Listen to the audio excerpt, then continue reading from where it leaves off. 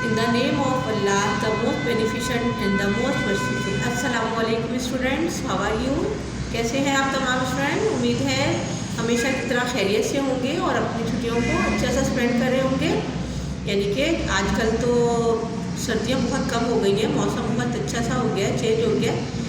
तो आप लोग ज़्यादा टाइम को वेस्ट नहीं कीजिएगा, अपनी पढ़ाई के साथ साथ अपने खेल के साथ साथ पढ़ाई को भी जारी रखिएगा। ऐसा ना हो कि पता चला छुट्टियों में आप लोग इतने डर हो जाएं कि जब आप लोग स्कूल आएँ या भी पेपर देने के लिए आपको बुलाया जाए तो पता चला आप लोग बहुत ही वीक हो चुके हो। नहीं, ऐसा नहीं होना चाहिए।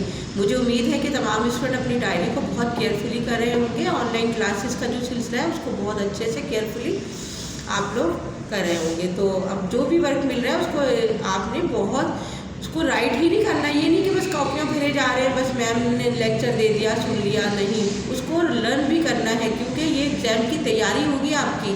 अगर आप लर्न नहीं करेंगे तो फिर कोई फ़ायदा नहीं होगा आपका, ये आपका टाइम वेस्ट हो रहा होगा फिर समझे। तो मुझे उम्मीद है कि जो भी आपको काम दिया जा रहा है उसको याद भी कर रहे होंगे और आप उसको केयरफुली बहुत अच्छे से लर्न भी कर रहे होंगे तमाम काम को और राइट भी कर रहे होंगे।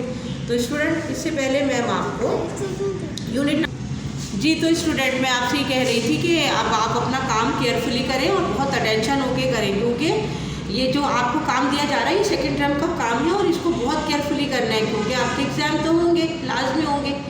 तो आपने इसको बहुत अच्छे से अपने एग्ज़ाम की तैयारी करें। आप ये घर में आप जो समझ रहे हैं कि आपको ऑफ मिला हुआ, तो ये ऑफ नहीं मिला हुआ, ये आपको एक पीरियड है कि आपने इसको बहुत अच्छा से स्पेंड करना है, बहुत अच्छा लर्न करके आना है और एकदम बेस्ट स्टूडेंट बन के आपने पेपर देने। ओके स्टूडेंट, तो मैं ये आपसे कह रही थी कि हमने इससे पहले यूनिट नंबर 7 कंप्लीट किया है। यूनिट नंबर 7 में क्या था? Work and machine. वो हमारा book and copy work complete हो चुका है। लिहाजा आज मैम आपको यूनिट नंबर 8 रीड करवाएंगी 1 पेज। तो यूनिट नंबर 8 में देखते हैं क्या है। आइए बुक पेज नंबर 44 ओपन कीजिए। ओके स्टूडेंट, आप लोगों ने बुक पेज नंबर 44 ओपन कर लिया? Yes, good.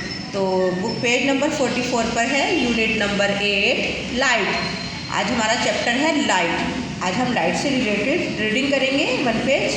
तो लाइट क्या है ये तो आपको पता ही है, लाइट रोशनी को कहते हैं और रोशनी के बगैर तो ज़िंदगी अधूरी है। तो अभी आपको यहाँ पर एक पिक्चर दिखाई जा रही है। तो इस पिक्चर में एक रूम का नक्शा है। देखें, एक रूम बना हुआ है और डार्कनेस है, बिल्कुल ब्लैक हो रहा है। Without light there is darkness, यानी कि बग़ैर रोशनी के अंधेरा ही अंधेरा होता है। अब आप देखें, रात को बिल्कुल रात जब गहरी होती है तो उस वक्त क्या होता है?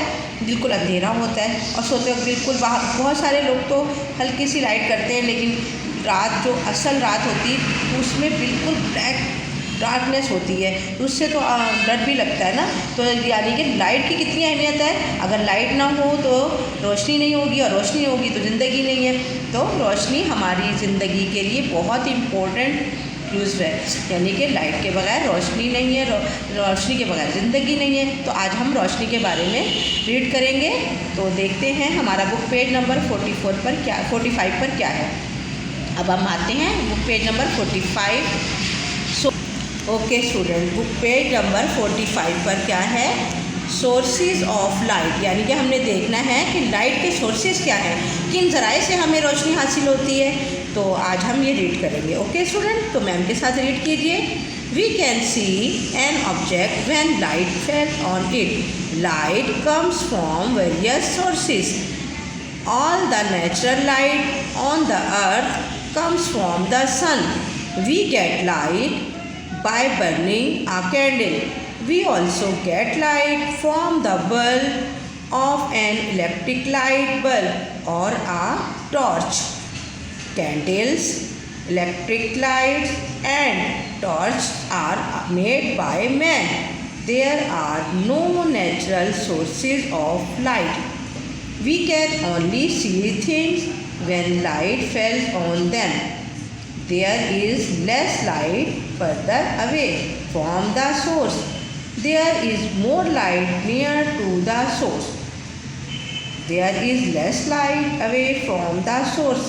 तो स्टूडेंट सबसे पहले मैं ये वाला पैराग्राफ आपको एक्सप्लेन कर देती हूँ। इसमें क्या है, इसमें है कि जब लाइट हमें किन किन ज़राए से हासिल होती है। लाइट हासिल करने के मुख्तलिफ ज़राए होते हैं, यानी कि नेचुरल सोर्सेज किसे कहते हैं। नेचुरल सोर्सेज में क्या आता है, सन आ जाता है। देखिए सूरज से हमें रोशनी मिलती है। अब सूरज निकलता है तो दिन निकलता है, दिन होता है, सुबह होती है तो सूरज निकलता है। अगर बिलफर्ज आप एक लम्हे के लिए सोचें कि अगर सूरज ना निकले तो क्या होगा, अंधेरा ही अंधेरा होगा। तो जो दूसरी सोर्सेज हैं उसके लाइट के, जैसे यहाँ पर आपको लैंप नज़र आ रहा है, कैंडल है, तो टॉर्च वगैरह से की मदद से अगर हम रोशनी हासिल कर भी लेते हैं तो वो हमारे लिए नाकाफ़ी है, क्योंकि ये हमें इतनी रोशनी नहीं दे सकते जितनी कि हमें सबसे बेस्ट जो सोर्स है सूरज, सन, इससे हमें हासिल होती है। तो सूरज से हमें सबसे ज़्यादा रोशनी हासिल होती है। सूरज हमारे लिए ज़िंदगी के लिए बहुत इंपॉर्टेंट चीज़ है। इससे हम फसलें पकती हैं, इंसानी जिस्म के लिए, पौधों के लिए, एवरीथिंग, हर चीज़ के लिए सूरज की रोशनी बहुत ज़रूरी है। तो यहाँ पर ये बताया जा रहा है कि सूरज की रोशनी जब होती है तो उससे लाइट मिलती है। इसके अलावा बहुत सारे सोर्सेज हैं,